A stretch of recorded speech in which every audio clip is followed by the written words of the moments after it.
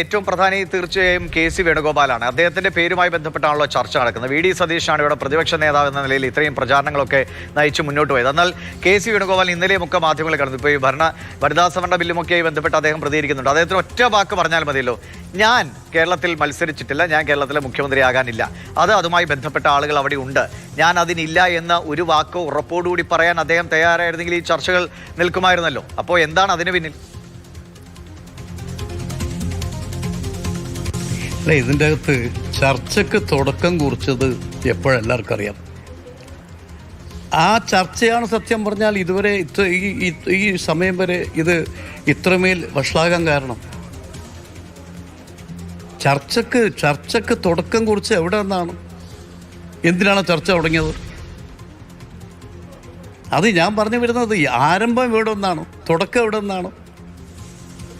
അതാണ് പറഞ്ഞത്, അത് അപക്വമായിട്ടുള്ള ഒന്നായിപ്പോയി. സത്യം പറഞ്ഞാൽ ഇത്രയും നല്ലൊരു അന്തരീക്ഷം ഇങ്ങനെ ഒരു ഒരു ഒരു ഒരു ഒരു വല്ലാത്തൊരു മോശമായ അവസ്ഥയിൽ എത്തിയിട്ടുണ്ടെങ്കിൽ ആ തുടങ്ങി വെച്ച ചർച്ചയാണ് കാരണം. അപ്പോൾ എല്ലാവരും ഏറ്റുപിടിച്ചു, സൈബർ പോരാളികളെ ഏറ്റുപിടിച്ചു. വല്ല ആവശ്യമുണ്ടോ? ഇതിനൊരു കീഴ്വഴക്ക നടപടിയുണ്ട്, നടപടിക്രമമുണ്ട്. അത് കോൺഗ്രസ് ഹൈക്കമാൻഡാണ് നടപടിക്രമം പാലിക്കുന്നത്. ആ കീഴ്വഴക്കം അനുസരിച്ച് കാര്യങ്ങൾ ചെയ്യുന്ന കോൺഗ്രസ് ഹൈക്കമാൻഡാണ്. സാറിന് പോകാൻ സമയം ആയി എന്നറിയാം. ഒറ്റ ചോദ്യം. ശരി, അദ്ദേഹത്തിന് സമയകാലം 11 മണിക്ക് പാർലമെന്റ് ആരംഭിക്കാൻ പോവുകയാണ്. അദ്ദേഹത്തിന് ചർച്ചയിലേക്ക് പങ്കെടുക്കേണ്ടതാണ്. പക്ഷേ അദ്ദേഹം നിലപാട് വ്യക്തമാക്കി കഴിഞ്ഞു.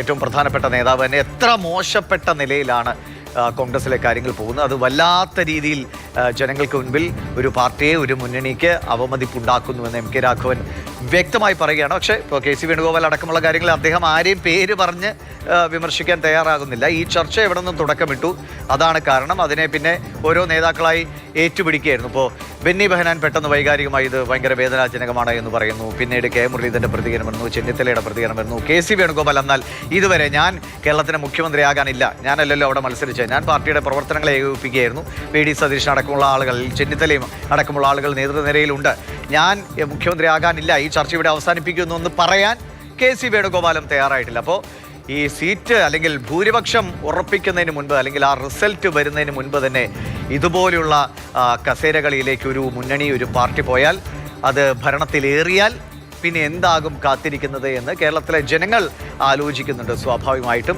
ഇനി അതിന് ഏതെങ്കിലും വിധത്തിൽ മാറ്റമുണ്ടാക്കണമെങ്കിൽ കൃത്യമായി ഒരു ഇടപെടൽ ഉണ്ടാക്കി ഈ നിമിഷം ഈ ചർച്ച അവസാനിപ്പിക്കാനുള്ള ഒരു ഉറപ്പ്, ആർജവം കോൺഗ്രസ് കാണിക്കുകയും ചെയ്യുന്നുണ്ട്. പക്ഷേ നമുക്കറിയാം അത് നടക്കാത്ത കാര്യമാണ്.